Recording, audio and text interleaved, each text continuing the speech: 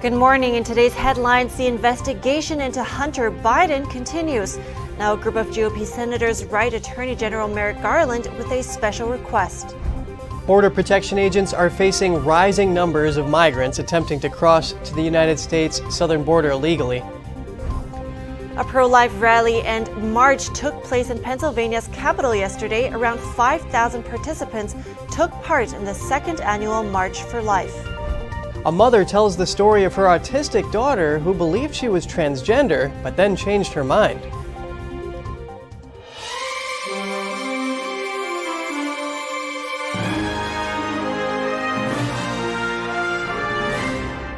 Good morning. Welcome to NTD. I'm Kevin Hogan. Good morning, and I'm Evelyn Lee. Today's Tuesday, September 20th. And first, for today, we have new developments in the federal investigation of President Biden's son. More than 30 Republican senators have called on the Attorney General to give Hunter Biden's investigator special counsel protections. They argue that such a move would help assure the American people that the probe is free from political influence amid widespread allegations of bias at the Department of Justice. Hunter Biden has been investigated by the Office of Delaware U.S. Attorney David Weiss since 2018. Prosecutors have not publicly disclosed what is being investigated. However, documents from the investigation and people who have testified to a grand jury have shed some light on the matter. They say it involves looking into Hunter Biden's financial dealings with entities in China and other foreign countries. The senators write that there is mounting evidence that Hunter Biden committed numerous federal crimes. The crimes include fraud, money laundering, and foreign lobbying violations. The House Oversight Committee could vote on the resolution as early as Tuesday. Turning now to immigration, the number of migrants attempting to cross illegally into the U.S. from Mexico in fiscal year 2022 passed 2 million people in August. That's according to government data released Monday. Customs and Border Patrol says almost a quarter of those apprehensions involve individuals who were already stopped in the last year. The number is an all-time high. Nearly 158,000 people crossed illegally into the U.S. in August alone. That's a 2.2% increase from the month before. Most are coming from Venezuela, Nicaragua, and Cuba. The CBP commissioner says failing communist regimes in those countries are driving them to the U.S.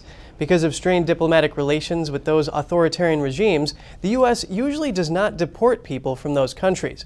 They are generally allowed to stay in the U.S. while their asylum claims are processed.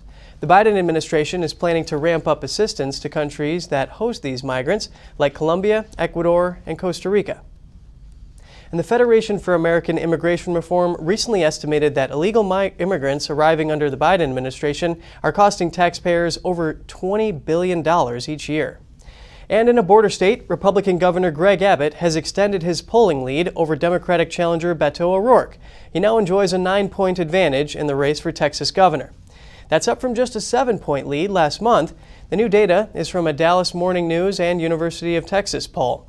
Abbott now leads O'Rourke 47 to 38%. The poll surveyed around 1,300 registered voters. It was conducted from September 6th until the 13th and has a margin of error of about 3 percentage points. According to the Dallas Morning News, political scientists are crediting Abbott's recent barrage of TV ads that went unanswered for weeks. They also point to a slight rightward shift of voters on abortion, the border, and crime. Governor Abbott has been a key figure in recent news headlines. That's due to the controversial transport of illegal immigrants to so-called sanctuary cities such as Chicago, New York, and Martha's Vineyard. And one of DeSantis' most vocal critics, California Governor Gavin Newsom, is challenging him to a one-on-one debate. NTD's David Lamb has that story. What Ron DeSantis is doing is... California Governor Gavin Newsom has challenged Florida Republican Governor Ron DeSantis to a debate. This comes as the two states head towards the gubernatorial elections in November. On Friday, DeSantis remarked that Newsom's, quote, hair gel is interfering with his brain function, after Newsom asked the DOJ to investigate whether migrants were lured across the country based on false promises of employment. Newsom then said via Twitter, calling DeSantis busy playing politics with people's lives. Let's take this up and debate. I'll bring my hair gel, you bring your hairspray. Newsom tweeted in response to an idea from journalist Dan Rather about televising a CNN debate between the two governors.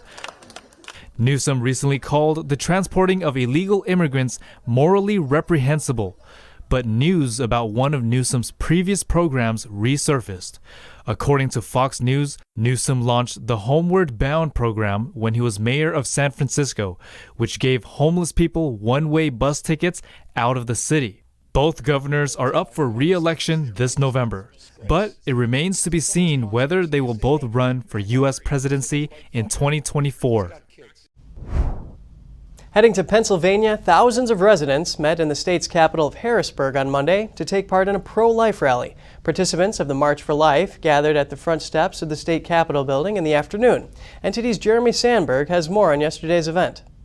The child has purpose, that their life has purpose. It was the second annual Pennsylvania March for Life. There's such power in rallying the grassroots. An estimated 5,000 people were in attendance. It's important that babies have the opportunity to be born, that we stand up and show the pro-life politicians that they have support, and to show the folks on the other side that, yes, we're praying for them, and hopefully one day they'll come around. With love, we go out to meet people one-on-one, to encounter them, and to help change their hearts and their minds so that they have an understanding of how important life truly is. It was the first march for the group since the Supreme Court decision to overturn Roe v. Wade. Roe v. Wade, first of all, didn't make abortion illegal in the country. It just allowed more freedom at the level of the states to enact good pro-life policies. So we're going to do that at the level of the states. But even more importantly, culture is upstream of politics, and we work to change hearts and minds. We work for that day when abortion is unthinkable. Many attendees said they are working toward a day when abortion will be unthinkable, and that there are resources out there to support potential parents. We're not judgmental.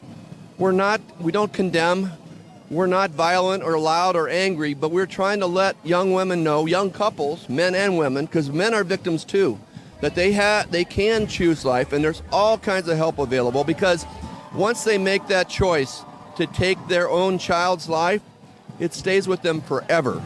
We cannot make these votes without you. Speakers addressed the crowds on the topic of abortion and shared their view on the importance of protecting unborn life.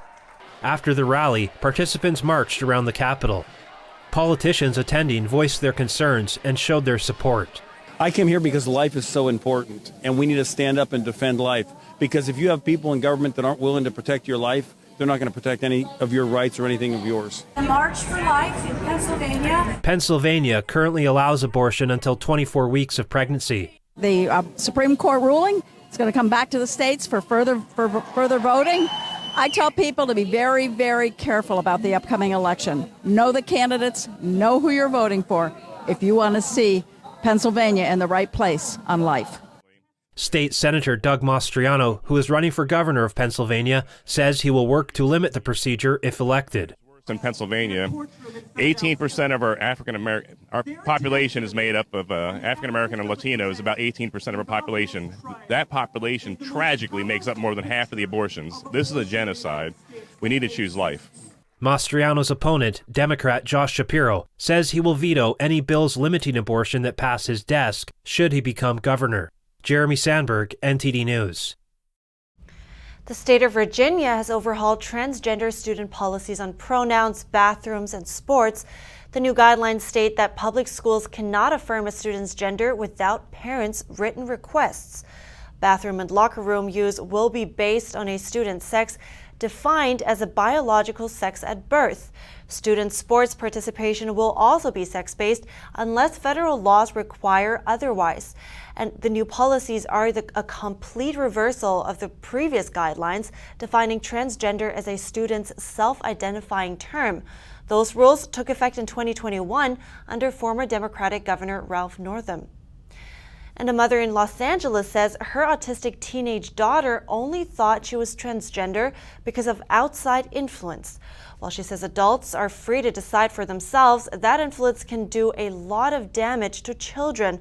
Her daughter's case isn't the only one, so now she's making a documentary to tell the stories of detransitioners called Affirmation Generation. I spoke to her to know more. We're bringing in Vera Lindner to tell us more about her story and about where her daughter is now. Good to have you, Vera. It's my honor. Thank you. Good morning. Good morning. Well, you're saying that your daughter was persuaded to transition. And please tell me more about why you think it was outside influence.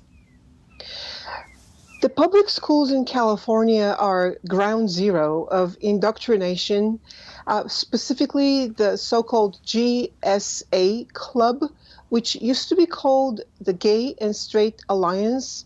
And I thought, oh, this is good. She's going to learn the history of gay struggles. She's going to learn compassion.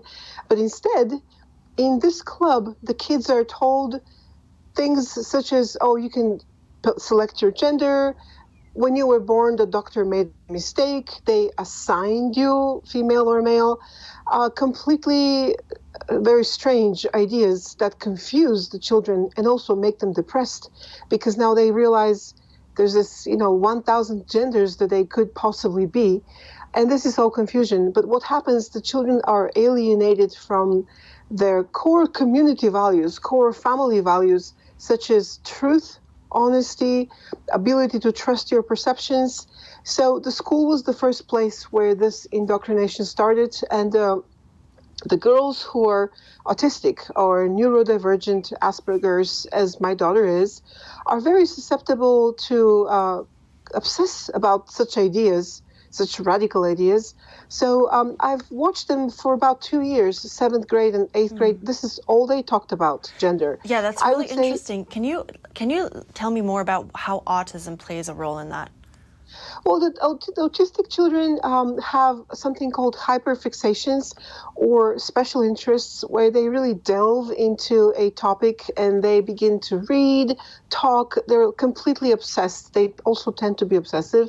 So they think in black and white. They cannot see nuance. They cannot see, oh, this is just a puberty exploration. Let's now explore. But they see, oh, I'm going to be like this. I was born in the wrong body. Everything, all the weirdness I feel and the fact that I feel like an outsider is now explained by this notion that I was told that I'm born in the wrong body. So suddenly this becomes the explanation for their social awkwardness, their inability to make friends, their obsessions with things. Oh, nobody likes me. Everybody calls me weirdo because I'm transgender. And obviously, there are medical diagnoses well established, like, social anxiety, depression, anxiety. So these children have real medical diagnoses. But instead now there's this kind of a Band-Aid that's being put upon all of these real diagnoses. Oh, you're transgender. You have to transition. You have to start taking testosterone and go get surgeries. So instead of real healing of these diagnoses, the kids are being prescribed to go on a medical path and really obsess with this gender, which is a big, gigantic thing. I mean, you are born in the wrong body. You're not a girl. Now that we're on this topic, because every individual obviously is free to choose what they want to do, right? But you say there needs to be a line, if I understand you correctly. So where do you draw that line? As far as I'm concerned, if adults can do whatever they want, this is a free country. They have free will to exercise. However, the children are very susceptible to influences. And the children should not be told such completely untruthful things. Children should not be told that the doctor prescribed the sex, or you can pick and choose your sex, like pick and choose candy from a vending machine. That's not how it works. And in that sense, the teachers and the school have been profoundly damaging. And the fact that this ideology is being taught in American schools is just devastating for the kids, because they get really confused and also really depressed. Basically, everything that they've ever known to be truth and fact and reality is now being undermined by teachers casually saying, oh, you can change your sex.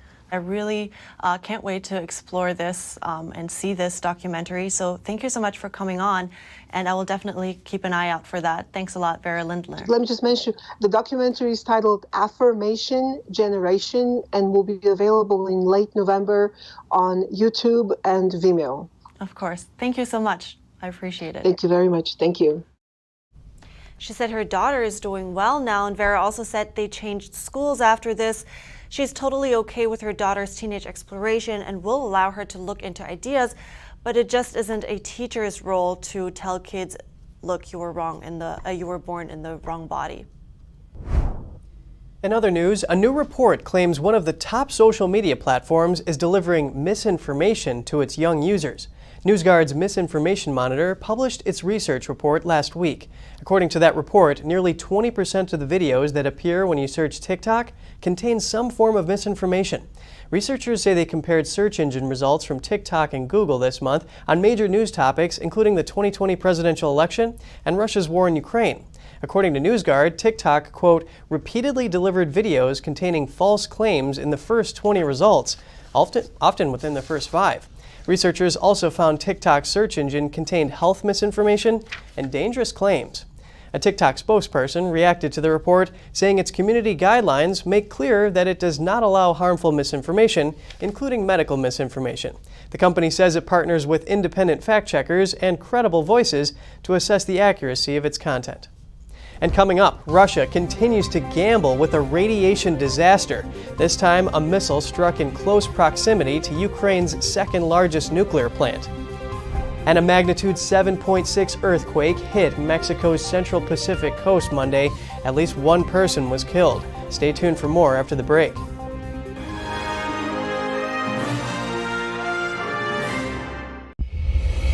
In every country communism gains power, authoritarianism and death followed in its wake. Communism promises a world without suffering, and yet does the exact opposite. The party dictates what is right and wrong. As an investigative journalist, I want to understand why.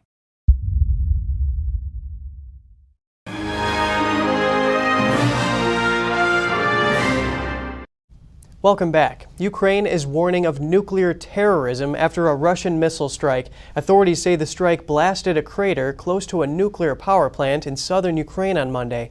It also damaged nearby industrial equipment but did not hit its 3 reactors. The proximity of the strike renewed fears that Russia's nearly 7-month-long war in Ukraine might produce a radiation disaster. A South Ukraine nuclear power plant is Ukraine's second largest. Russian President Vladimir Putin threatened last week to step up attacks on Ukrainian infrastructure after multiple battlefield setbacks. Meanwhile, Ukrainian President Zelensky is warning Russian soldiers to flee or surrender. This, as Kyiv said its troops had crossed a major river, paving the way for an assault on Russia's forces in the eastern Donbas region. The International Atomic Energy Agency recently condemned the shelling and attack of nuclear power facilities. A nuclear power plant can never be a pawn of war. Its fate must not be decided by military means. The consequences of such action are far too grave. Meanwhile, the International Atomic Energy Association has recently set out plans for a security protection zone around the Zaporizhzhia plant. The proposal is under discussion with Ukraine and Russia. And in other news, Hurricane Fiona was churning north on Monday evening after unleashing a storm in the Dominican Republic and bringing mudslides and power outages to Puerto Rico.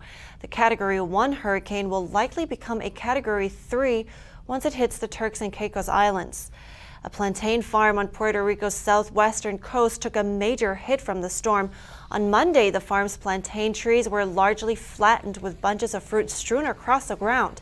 In eastern portions of the Dominican Republic, forecasters say life-threatening flash and urban flooding is likely for early Tuesday. Fiona is expected to strengthen in the coming days, nearing Bermuda by the end of the week. The National Hurricane Center calls for Fiona to reach Category 3 by Wednesday, making it the first major hurricane of the year in the Atlantic.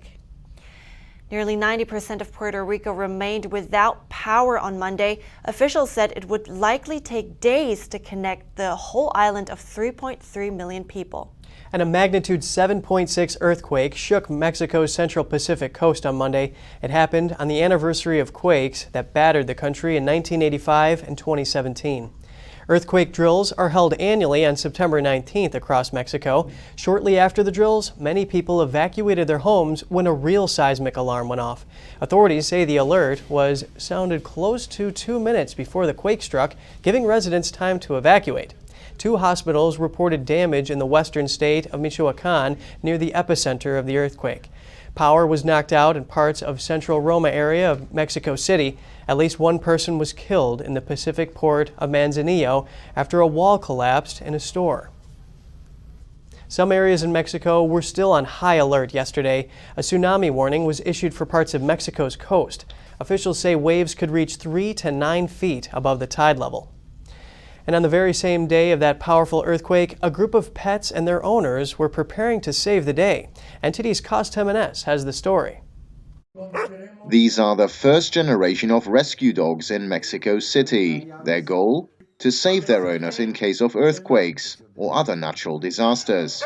More than 30 dogs and their owners attended a graduation ceremony on Monday. The owners of the recent graduates now have a different view of the future. I love it because this is a new stage, a different stage, knowing that he could find someone in a disaster. Newly graduated dogs can go through tunnels, travel distances of more than 35 yards, and track and find their family members or others trapped during a disaster. These dogs must be trained to be as calm as possible during these exercises. The second stage of training is abseiling with a person.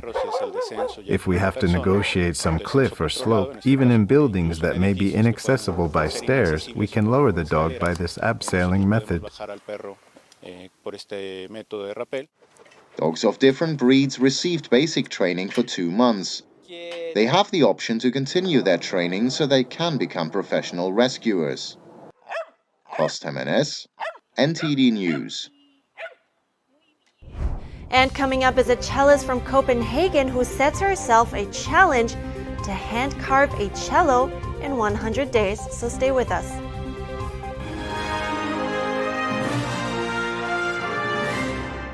The 2022 NTD 8th International Chinese Vocal Competition will be held from September 29th to October 2nd at the Merkin Hall of Kaufman Music Center in New York City. The competition is honored to have specially invited vocalists with the world-renowned Shen Yun Performing Arts to serve on its panel of judges. The gold award is $10,000. For more information, please visit vocal.ntdtv.com.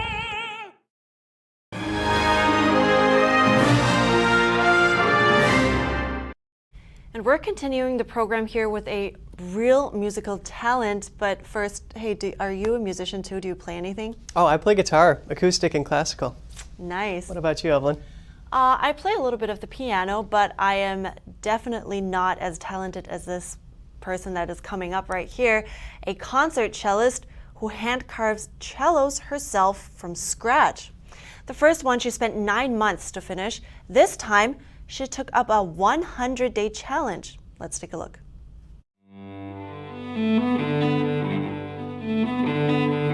The cello holds a special place in the heart of Copenhagen-based artist Ida Regals.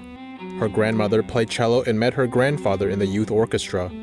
As a child, Ida would watch her sister's cello lessons. And I was just completely falling in love with the sound, the deep tone and the warmth, and I played her cello at home when I thought nobody knew.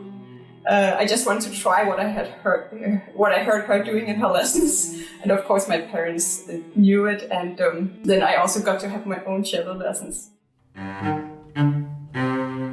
After becoming a concert cellist when she grew up, Ida visited music shop after music shop, searching for the perfect cello. After probably 10 years, I realized I might never find it. And then I thought, okay, but why not just make it myself? Then I can get everything the way I like it. With no idea whether she would finish, she set out to hand carve a cello in 100 days. So I started working, and I loved it. Lack of carpentry experience didn't stop her. Only having completed 2 weeks of a course in Cambridge as a taster in making instruments, she learned through watching videos online and hard work. And I had a 15-kilo piece of wood that I started out with.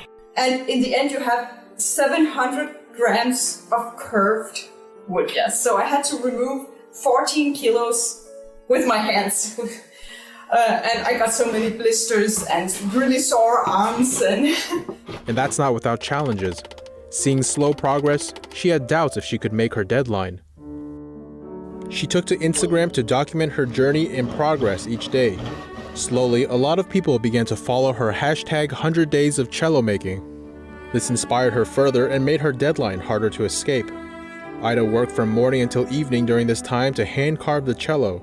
She would even dream about it at night. She wished to design the cello to appear as if it was smiling. Struggling to find out which design she wanted, she reached out to her followers to decide. And then I realized, of course, those wonderful people who are encouraging me to do my best, they also want to hear it and they think it will play in 100 days. And she did it. By day 96, she completed the cello and was ready to test its sound. And what better place to try it out than her childhood home, the very spot where she played cello for the first time as a child. I was just really happy and I felt like falling in love because the sound was very much the way I hoped it was. If Ida's grandmother was still alive, she would have been very proud. I think she would have played it very beautifully. And I think she would have also enjoyed that this instrument actually, the shape of it is very much inspired by her cello, the cello that I also started playing on in the first place.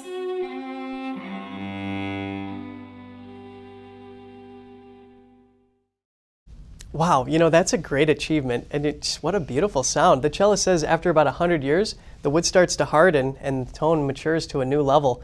But she said the sound of fresh wood is really appealing too, and you know what, I agree. Totally, and it looks so good. She didn't even use all the 100 days, so great job. Yeah. And she actually traveled for concerts by bicycle with her cello on her back. And she said the longest one she did was from Switzerland to the Netherlands along the Rhine River, around 7,000 miles. She played 40 concerts along that river. How cool is that? That's amazing. And on that note, that's all for today's program. We'd love to hear from you. You can share your thoughts and your story at goodmorning@ntd.com, so shoot us an email if you'd like. Thanks for watching. Have a great day. I'm Evelyn Lee. And I'm Kevin Hogan.